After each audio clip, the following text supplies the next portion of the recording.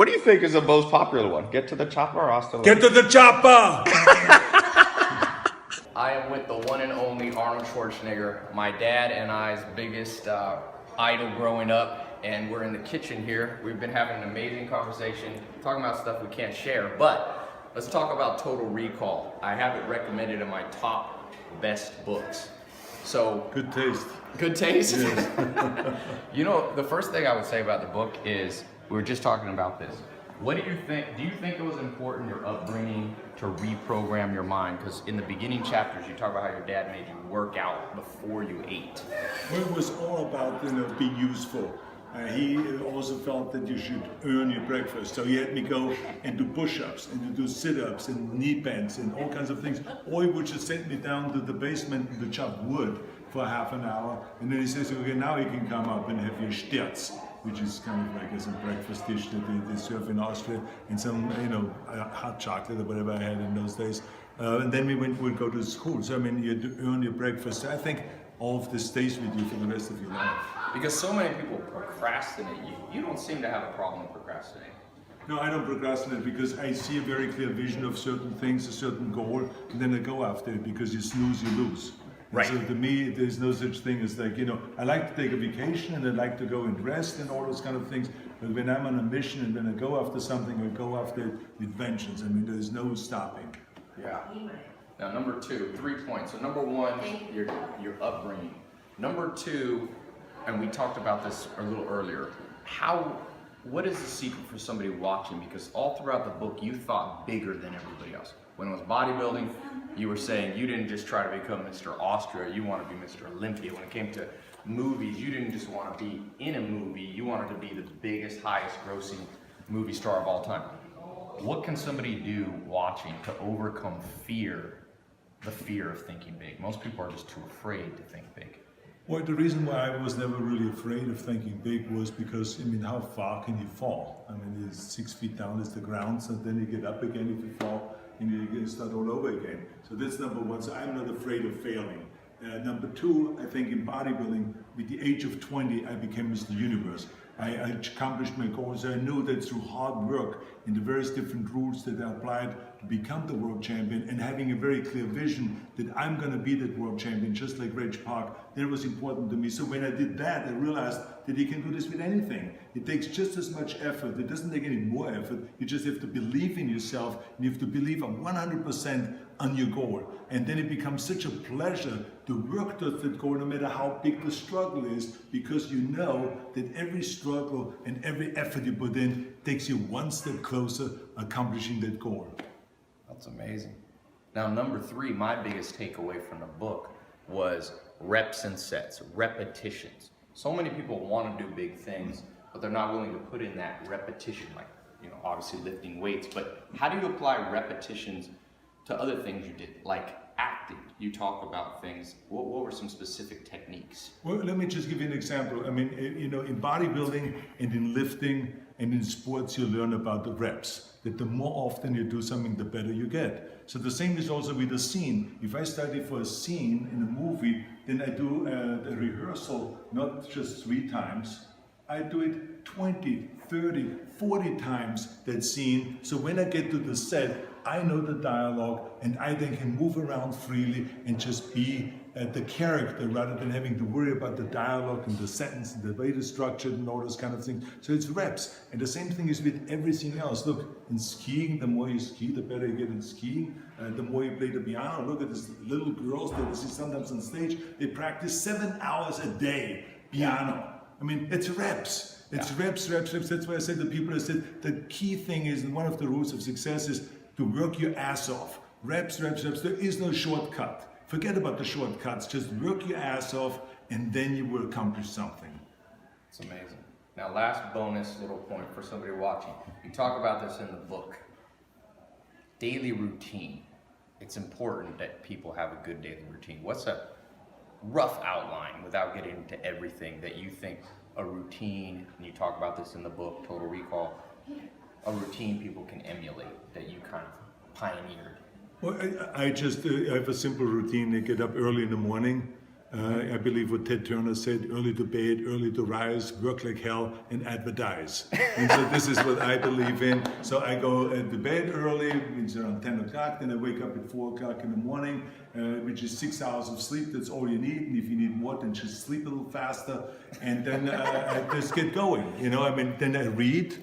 Yeah. I read the newspaper, I read articles, I go on the internet and I read, and then by the time comes 6 o'clock, I get on my bike, I ride down to the gym, I work out for an hour, then I ride back again, have my breakfast. So this is a routine just to get the day going before I ever go to the office or before I start some serious work. So it's a routine. And empty, you like the empty stomach workout? Yeah, because I mean, I have enough fat on my body, trust me. I'm not one of those 5% body fat kind of a guys. I'm the 15% body fat kind of a guy. So therefore, I have enough fat that I will survive a 1 hour workout and a 1 hour bike ride. I know that for sure. So far, I've never fallen off the bike and never worried about that. Well, you're a mentor to millions of people, and you told me you think mentors is one of the most important things. Well, mentors is extremely important, and we talked earlier about reading books. I mean, it is great to read about great people, about great presidents, about great athletes, about great business leaders and so on, because you can learn and you can emulate and you can shoot for the same kind of goals because you know it has been already done. So therefore, why not do it the same thing again? And then maybe go even beyond that. So I think that motivations and having idols, you know, I mean, to me, having like someone like Nelson Mandela, that is a great idol of mine, about forgiveness and about bringing people together. I mean, who is a better teacher than him? Yeah. Or the courage of Gorbachev, for instance, the guy that grew up under communism, yeah, and then dismantled communism when he was on the top, yeah, when he was president, because he realized it didn't work. How great is that? How much balls does it take to do something like that? So to me, I admire people like that. Or Ronald Reagan, who was a conservative, but he was able to work with Democrats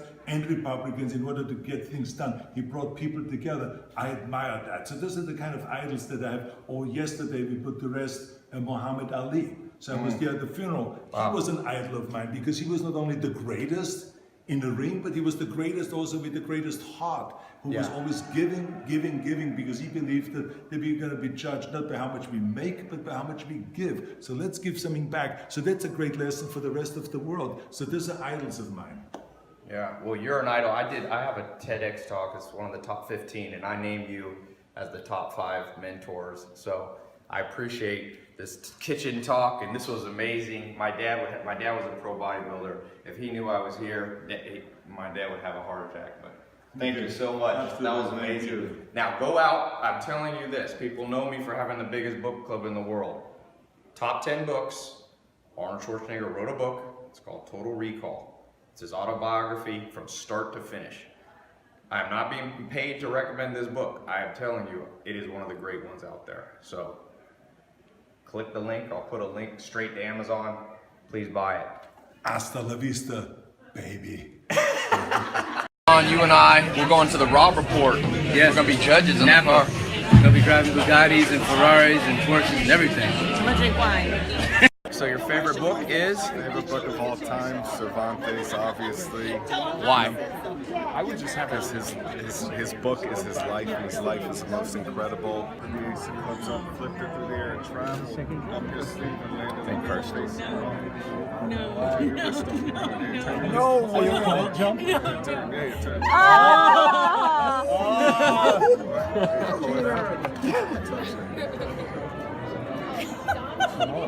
You mean on that phone?